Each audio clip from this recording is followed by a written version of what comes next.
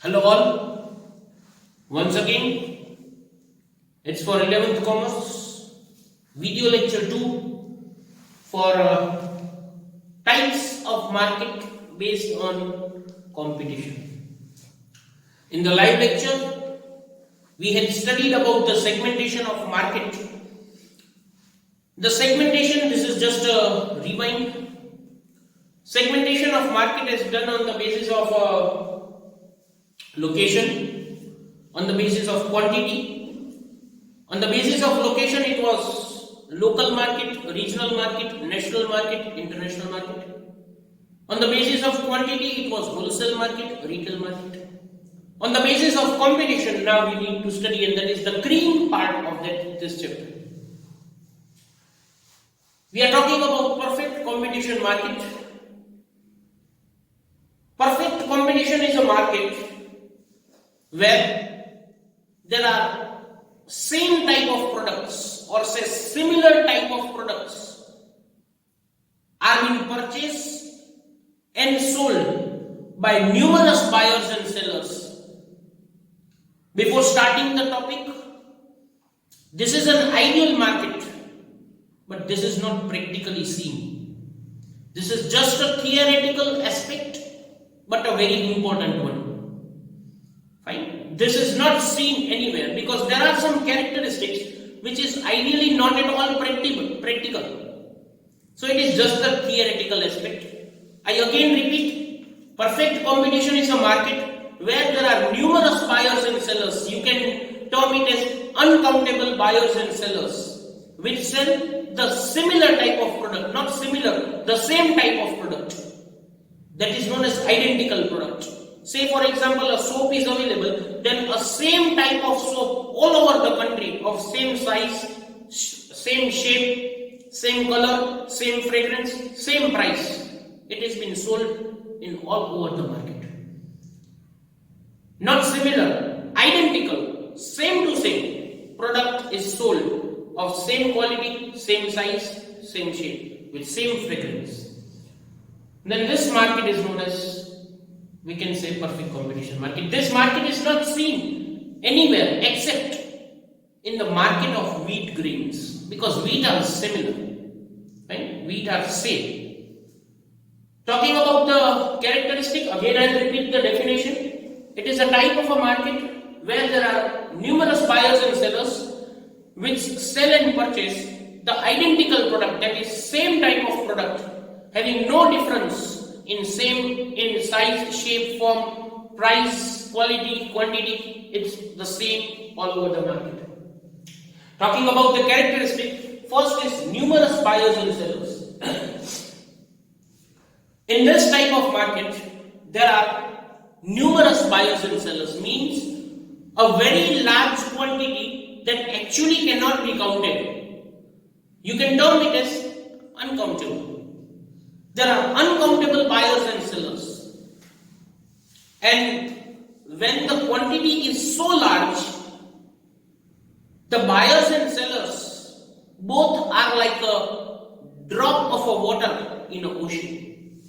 The value of a single drop is nothing in the ocean, but in a desert, if you talk about a single drop, then it values the most.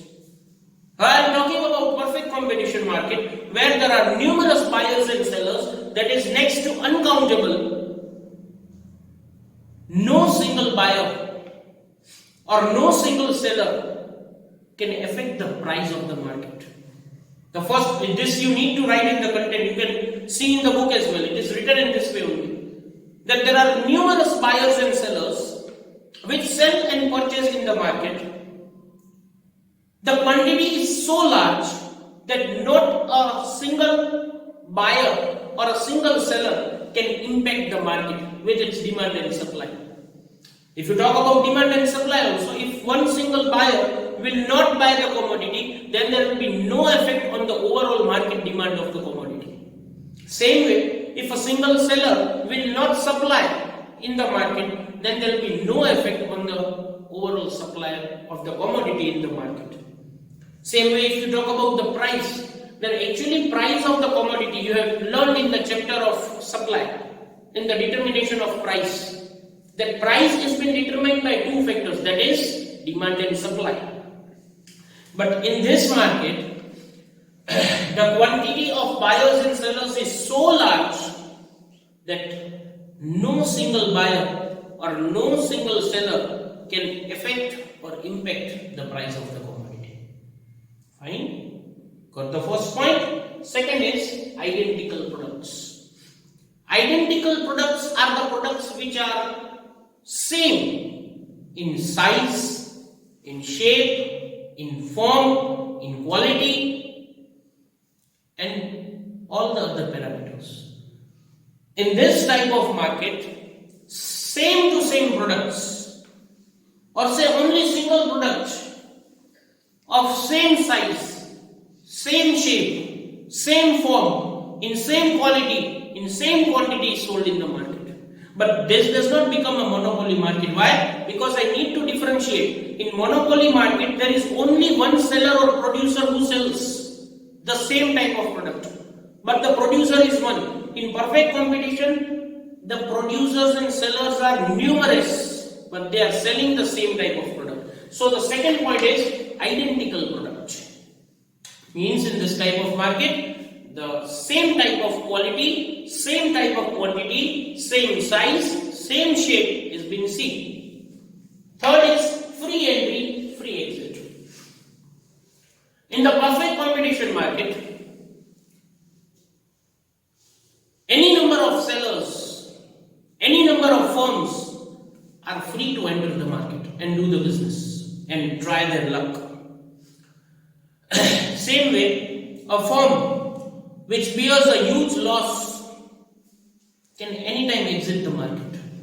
In the short run, in this type of market, in short run, there are possibilities of abnormal profit because a person or a firm or an industry is attracted by seeing the profits in the market. Oh, this much demand is there. Let's try our luck in this business. They will end up by getting attracted seeing the abnormal profits. Starting they might get abnormal profits, but in long run there will be normal profits in the case of perfect competition. You must remember my lines. This in MCQ in one word, if the question paper is a tricky one, then this might be asked. What type of profit is earned in long run in perfect competition? Then it is normal profit. Because the firm which bears the loss will exit, fine, and then rest of the firms which are already there will sustain in the market. So again, it will be normal profits. In short run, there might be abnormal profits, but in long run, the profits will be normal. Next is perfect knowledge of market. In this type of market, the buyer is fully aware about the price, quality, quantity, number of sellers who are selling. There is perfect knowledge of the market. If they are not aware, then there can be price discrimination. But in the case of perfect competition, each and every buyer knows that what is the exact price at which the seller is selling the commodity. Same way, the seller is also completely aware about the knowledge what the competitors are selling at. If he charges high prices, he may lose all the customers. So again, one point to remember, that in perfect competition, the demand curve is perfectly elastic. A slight change in the price will impact the demand on a very larger note. So that we have learned in elasticities, that perfectly elastic means a small change, a minute change in the price, it will lead to infinite change in the demand. So again, a MCQ and an objective. This is the cream of learning, topic, concept, and not mugging up. Fine? The demand curve in perfectly competitive market is elastic, perfectly elastic. Why? Because a small change in price, because here buyers and sellers, both know exactly the price at which others are selling. So if he increases the price by a single rupee, then every buyer will turn their buying from another seller. Nobody will buy from him. So his demand will come to zero. Fine? So there is perfect knowledge. Next is mobility of factors of production. In this type of market, to earn more profit, the prices cannot be increased, because if you increase the price, you will lose your customers. So what can be done? You have to compulsorily produce at the minimum cost of production, and for that you need to purchase your factors of production from where it is available in cheap price. It can be from different states, it can be from different region, but the factors of production has to be bought in such a way that they are cheap in price. So it has to be mobile. Mobile means from anywhere. You can go and look for the factors of production. Last is no transportation cost. Now this characteristic makes perfect competition just a theoretical aspect. Can you ever imagine that in production there is no transportation cost? Transportation cost is the prime cost that has been indulged with production activity. How can it be so? Yes, it cannot be so. But here it is assumed, it is a characteristic that the firm produces at the same place where he sells. So the transportation cost is zero. Now due to this characteristic, the perfect competition market becomes a theoretical aspect only and not a practical. So this is a perfect competition market, a market where there are numerous buyers and sellers selling the same type of product without any product differentiation is known as perfect competition. Characteristics we have seen, important question for 3 marks. Number of numerous buyers and sellers, identical products, free entry and exit of firms, perfect knowledge of market, mobility of factors of production, and no transportation cost. Keep reading, keep learning. In the live lectures, we will again repeat this topic for sure, and we will move on to monopoly market and we will see the monopoly and its characteristics. Have a nice day. Thank you. Keep learning. In case of any doubts, the comment section is open. You can write your doubts. I will solve it immediately. Thank you. Have a nice day.